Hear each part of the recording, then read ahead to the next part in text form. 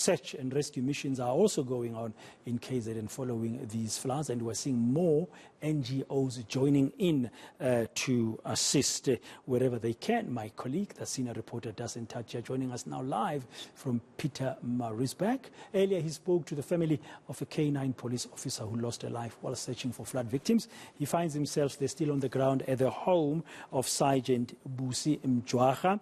Good afternoon again, Dasen. I understand the family is awaiting the arrival of the police minister, Bheki Cele. Who else has been there who's arrived to pay their respects to family and support them at this sad time?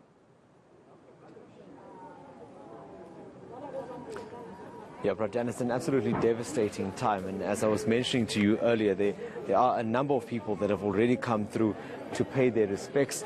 You see that community members, members of the church to which the late sergeant was part of, here, their friends and family, basically everyone speaking about what a dedicated public servant she was and what a dedicated member of the search and rescue team she was. And I just see, let me just call your attention to what's happening behind me. I see that the police minister, as you mentioned, has arrived. He's here now along with the provincial commissioner, and they have just also come to pay their respects. I'm hoping that I'll just allow him to speak to the family first before we continue. Minister, I'm sorry to interrupt you. You are live on eNCA.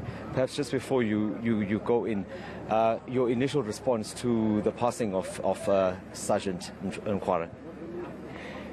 Well, it's sad news. We have lost 2 members of the South African police, as we know, and we have lost the wife of 1 member of the South African police, the TRT. So we are not spared ourselves. But this one is worse and more painful because he died on the line of duty, trying to save lives. That makes us feel really bad and see that we need to do an extra to say you are our hero and you died saving and serving the nation. What would be your message here today, especially as we see so many other members are currently doing the same kind of work? We were coming from Virginia Airport, and we see that they all have been deployed, just like Mjwaha was. Well, our members are having it tough. I went to address them at Baran Hill police station because it's not easy picking up the dead bodies, taking the dead bodies themselves. They are human beings.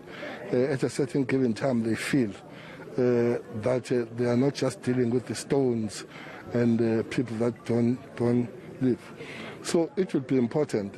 Hence, we have encouraged that our welfare unit must be checked up and make sure that they help our members in terms of talking with them, in terms of guiding them, and in terms of saying to them, it's your call. But as I say, it's really tough. When they told me how they go around taking these dead bodies, dealing with the crying people and all that themselves, as I've said, is a victim. In Baran Hill, there was our member, a constable, who lost every other thing. But unfortunately, as a cop, you expect her still to go on and do the work in saving our people. Where we found this Mr. Ntuli, who was at the station that's 2 days ago, who lost 6 of his members. We haven't found those 6. So, but it's really tough for the police. It's really tough for all workers, the social workers and all that. They are human beings, so they do feel the pain. Okay, I'm going to allow you to continue. We'll speak later. Thank you so much for your time, Minister.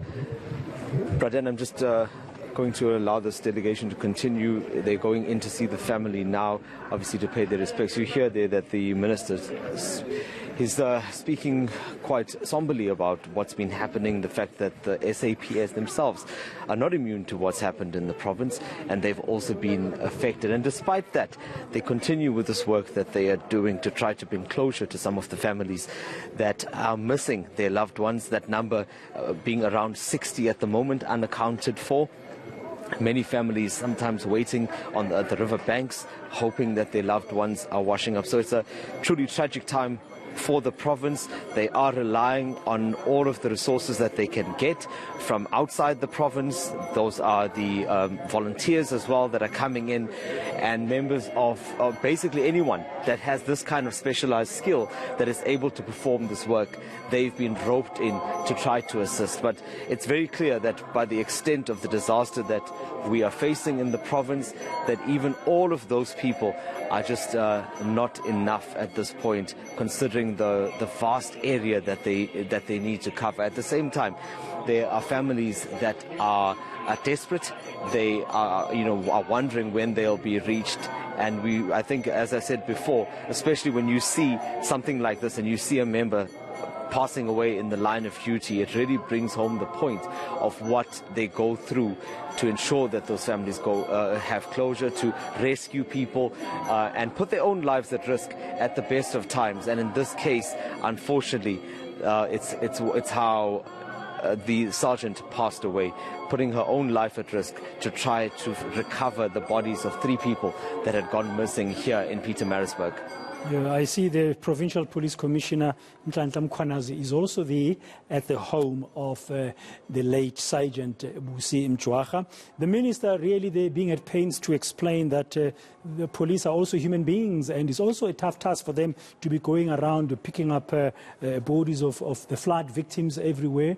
And they themselves have lost loved ones. I mean, he said one police officer has lost 6 members of his family in the floods, and they haven't yet been found, as you said, among those who are still unaccounted for or said to be missing. I presume, Dasen, as we conclude, before we leave you, the family now gathering there. I saw some ladies from the Methodist Church arriving there, and I can hear some singing. There's going to be a prayer, a memorial service as well at this stage to pay tribute to the late Sergeant Busi Mjwara in the presence of the Minister and the Provincial Police Commissioner.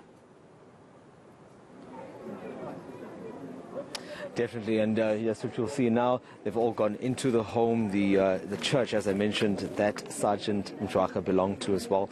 Those members coming here to perform a prayer and to pay tribute. So this is expected to be a short visit for the Minister and the Provincial Commissioner, really just to give a message of support. But I think the consensus here is that Sergeant Mjwara did in fact die a hero, and her community has hailed her as that, as well as her colleagues, ultimately just for her the ultimate sacrifice that she made yesterday.